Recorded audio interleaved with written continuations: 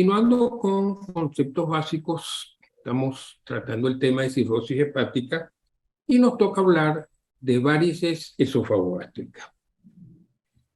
Es conveniente recordar los conceptos de circulación colateral. A la izquierda vemos cómo a través del hígado circula la tercera parte de toda la sangre que bombea el corazón.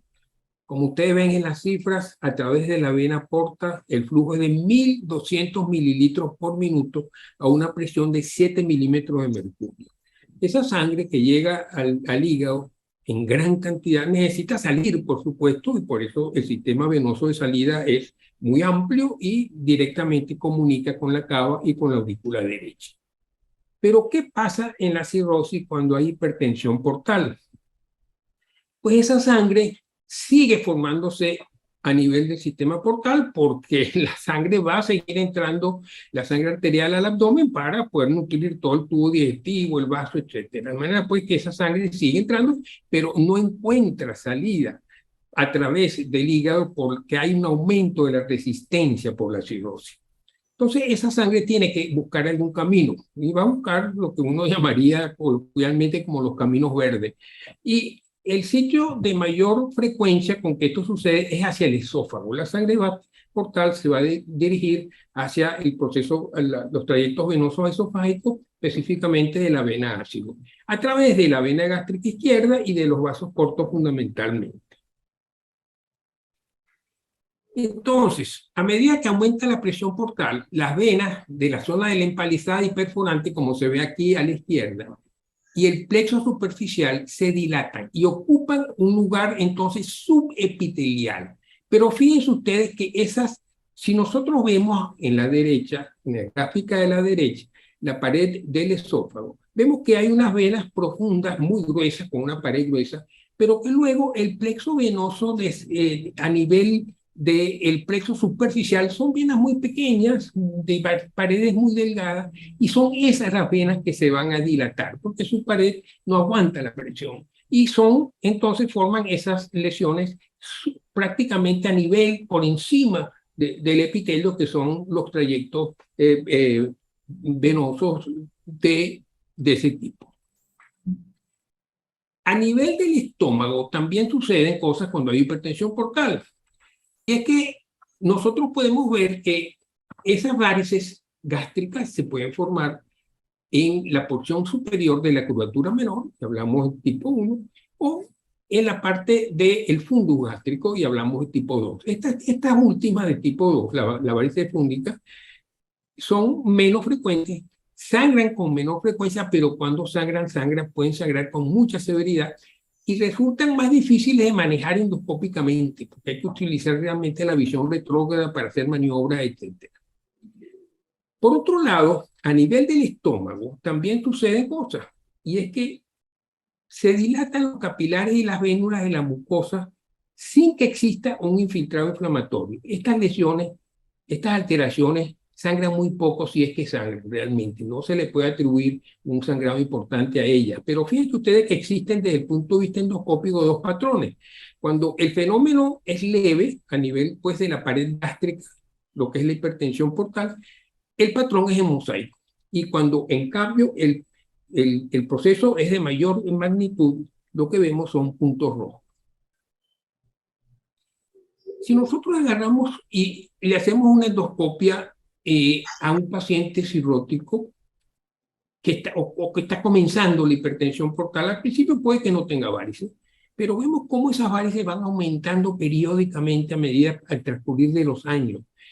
De manera pues que primero se van a formar varices pequeñas, como se ve aquí en el medio, son varices que cuando uno insufla inclusive se colapsan, y luego se forman a la larga las varices, esos cordones venosos, como se ve aquí, dilatados, tortuosos, esos cordones que uno presiente, lo fino que puede ser la pared cuando uno prácticamente a través de ella podemos ver el color oscuro de la sangre.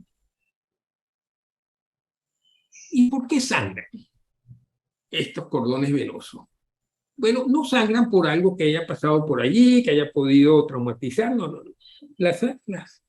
Las varices sangran porque explotan como un globo. Si yo hincho un globo más de la cuenta, el globo va a explotar. Entonces, aumenta la presión intravaricial, la pared de esa varice se va cada vez adelgazando más, aumenta por tanto la tensión de la pared y se rompe. Eso es lo que pasa. Las varices se rompen por un aumento de su presión interna. Pero fíjense qué interesante este dato. Las varices solo se rompen cuando el gradiente de presión portal es mayor de 12 milímetros de mercurio. Este concepto de gradiente ya lo hemos hablado en otras clases, pero fíjense, se los recuerdo rápidamente, ¿verdad? Es cuando yo introduzco un catéter a través de las venas hepáticas y lo ocluyo en lo más profundo posible. En ese caso yo estoy midiendo la presión portal. Si yo saco el catéter y mido la presión a nivel de la cava, hay una diferencia y esa diferencia es el gradiente de presión portal. Cuando ese gradiente es de 10 milímetros de mercurio, es lo necesario para que se comiencen a formar las varices. Pero interesantemente también e importante desde el punto de vista del manejo del paciente, cuando esa presión, ese gradiente es de más de 12 milímetros de mercurio, es que el paciente puede llegar a sangrar.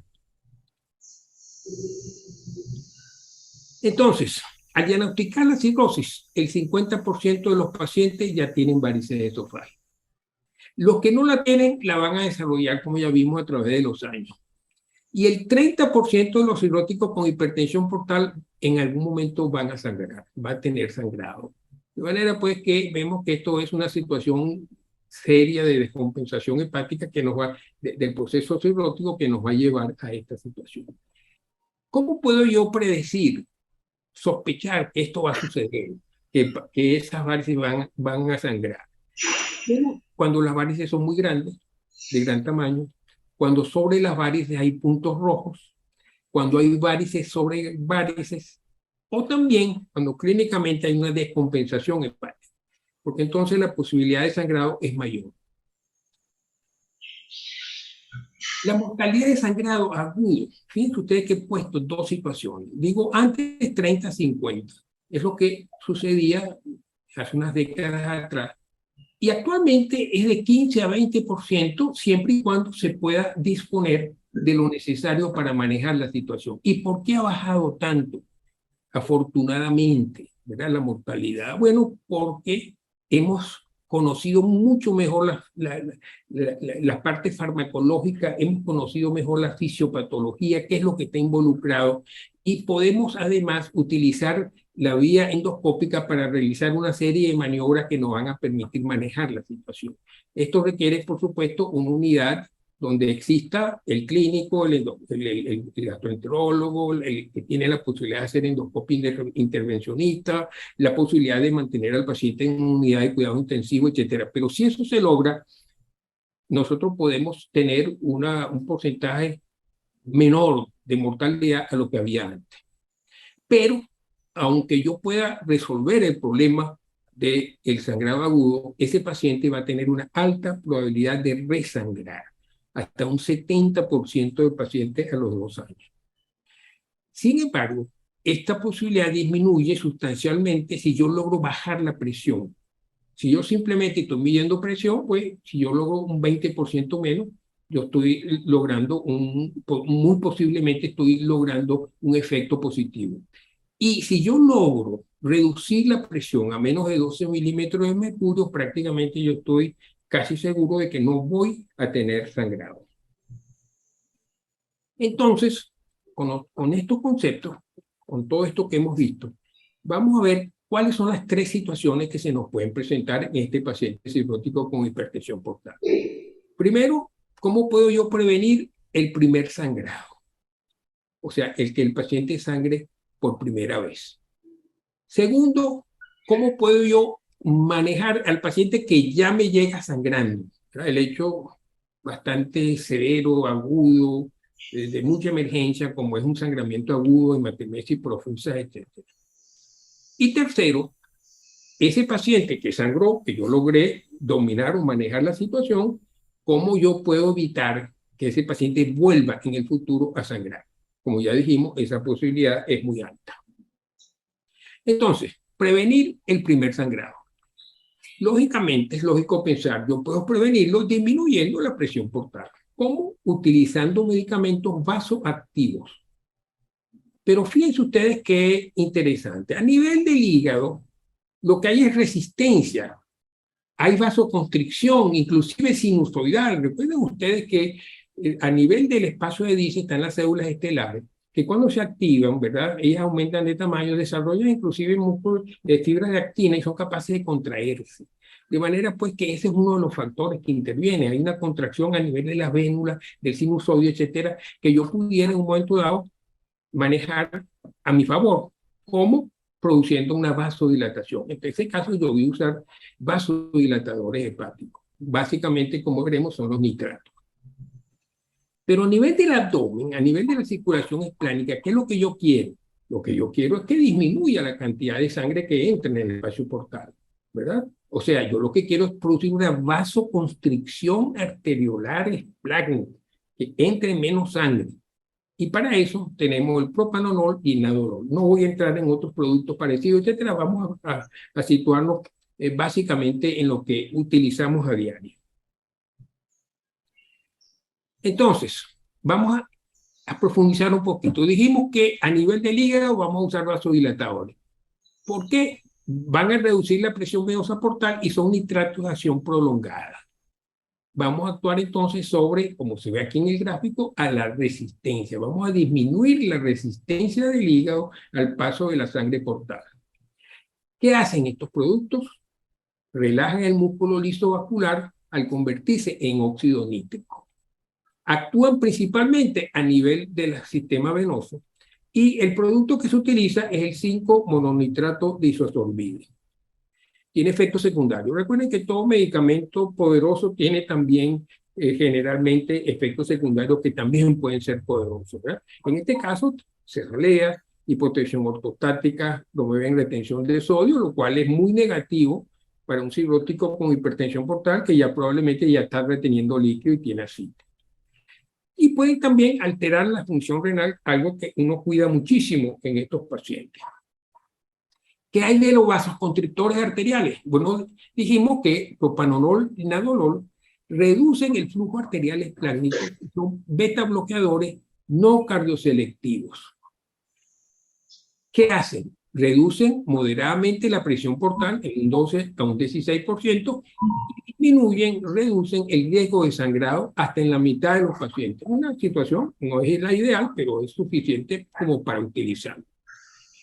¿Cómo controlamos la dosis de propanolol y nadolol? Lo ideal sería determinar el gradiente de presión, hacer el estudio que ya hablamos. Sin embargo, es un estudio engorroso, no se hace en todas partes y yo pudiera hacerlo a lo mejor al inicio de tratar al paciente, pero no pudiera estarlo haciendo cada vez que el paciente me llega a la consulta, que va a necesitar controles periódicos. Entonces, la manera práctica de hacerlo es tomando el pulso. Y estos productos, el propanolol, van a bajar el pulso. Y si bajan el pulso es porque están teniendo acción. Y por lo tanto, a mí me interesa mantener a mi paciente con un pulso en reposo bajo, alrededor de 60 hasta 55. Por supuesto, evitar bajarlo demasiado, porque entonces me meto en problemas cardiovasculares. Por eso estos medicamentos son de uso delicado, vamos a decirlo así. Tenemos que estar pendientes del paciente, tenemos que verlo periódicamente, tenemos que analizar todos estos factores para saber cuál es la dosis óptima y que estemos realmente haciendo una acción positiva. Entonces, muy importante, el propanolol y el nadolol, como dije, son buenos, son potentes, pero como todo tiene efectos secundarios. Hay que conocerlo: disnea de esfuerzo, fatiga, broncoespasmo, impotencia, insomnio, apatía.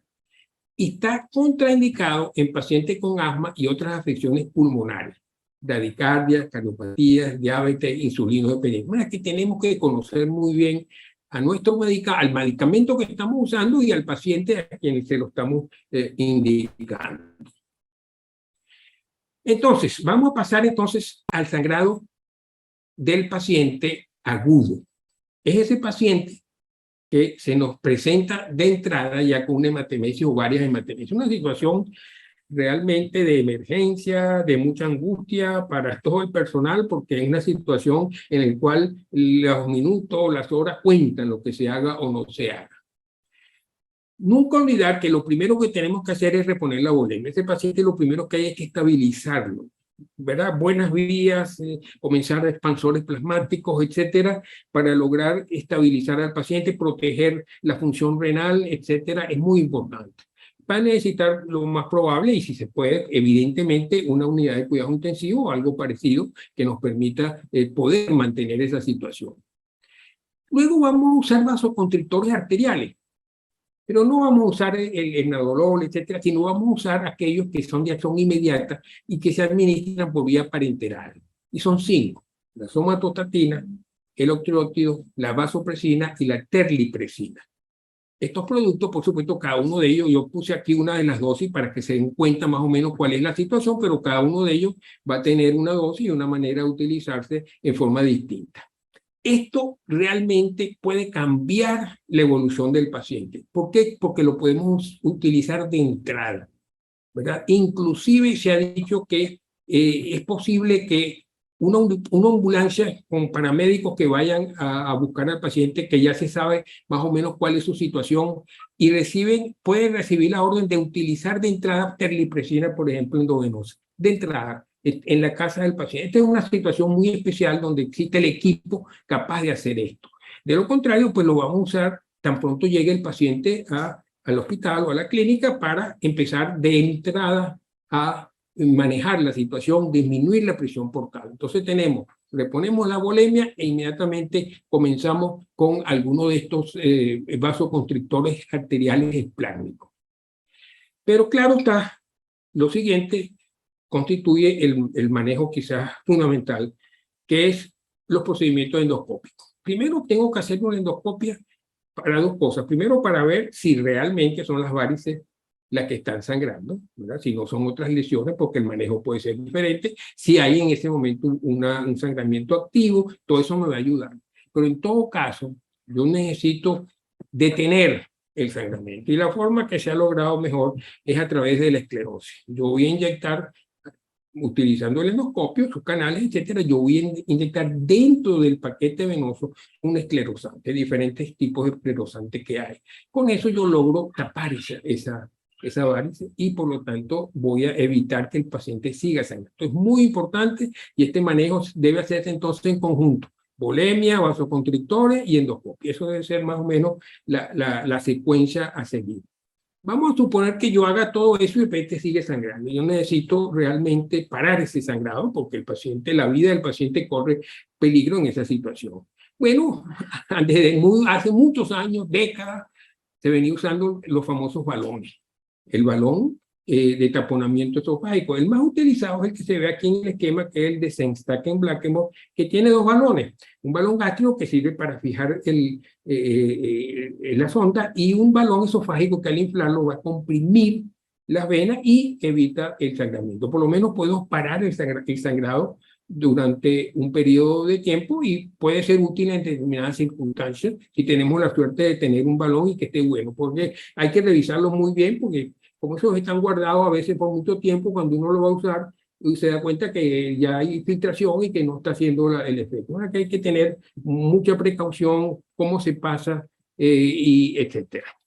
La otra cosa que yo puedo hacer es el famoso TIPS, o sea, que es la conexión portosistémica intrahepática por vía transyugular. Yo lo que he hecho es, a través de procedimientos vasculares, etcétera, yo voy a poner una especie de comunicación entre el sistema portal y el sistema venoso de salida, ¿verdad? Los TIPS pueden ser muy importantes. Si yo lo logro pasar y funciona adecuadamente, eso es un catéter grueso que me va a permitir, de una luz importante, bajar rápidamente la presión portal. Baja la presión portal y dejan las venas esofágicas desangrar. Sin embargo, los TIPS duran un corto tiempo, unas semanas, meses, se tapan, se complican, hay que revisarlos, reponerlos, y realmente es un tratamiento prácticamente que se usa como tratamiento de sostén de emergencia. Y en última instancia, mire, si a pesar de todo esto no he logrado, no tengo la posibilidad de un TIPS, etcétera, ni de balones, bueno, no me queda más remedio que proceder a procedimientos ya más invasivos y ya sería de desconexión ácido portal, que es la más sencilla, en la cual, como le aparece aquí, que es simplemente resecar el esófago, una resección transversal lateral, con un sistema inclusive automático, ¿no? Eso con grapa es un procedimiento relativamente rápido. Ligo la vena la gástrica izquierda y los vasos cortos y en esa forma desciende rápidamente la presión portal y desconecto al paciente. Recordar este hecho es muy importante. Ese paciente debe recibir antibióticos desde que ingresa. ¿Por qué? Porque el sangrado varicial determina una gran cantidad de sangre en la luz intestinal, sobrecrecimiento bacteriano, la hipotensión produce lesiones del epitelio del intestino y hay una gran cantidad, entonces la posibilidad de producir una sepsis y un estado infeccioso severo que puede ser el motivo por el cual no fallezca el paciente. Pero porque está formalmente indicado poner antibióticos para reducir la incidencia de infecciones y la mortalidad. Y debe hacerse en todo paciente al inicio del sangrado. ¿Cómo podemos evitar el resangrado? Bueno, beta bloqueadores, por supuesto. Propranolol, inodorol por tiempo indefinido. Y la ligadura, que es excelente. O sea, yo lo que voy a hacer es que voy a entrar ya con el paciente, ya no está sangrando, ya lo que voy a entrar es a ligar esas venas y lo puedo repetir en el tiempo cuando sea necesario. Esto es muy efectivo realmente porque estoy eliminando las varices en sí. No puedo controlar el sangrado en estos pacientes, bueno, cirugías derivativas ya mayores y eventualmente, si tiene las condiciones del paciente y si existen las posibilidades de hacerlo, el trasplante hepático resuelve el problema de entrada, porque resuelve el problema de todo al evitar, al cambiar el hígado, pues y poner un hígado sano. Bueno, con eso completamos esta parte.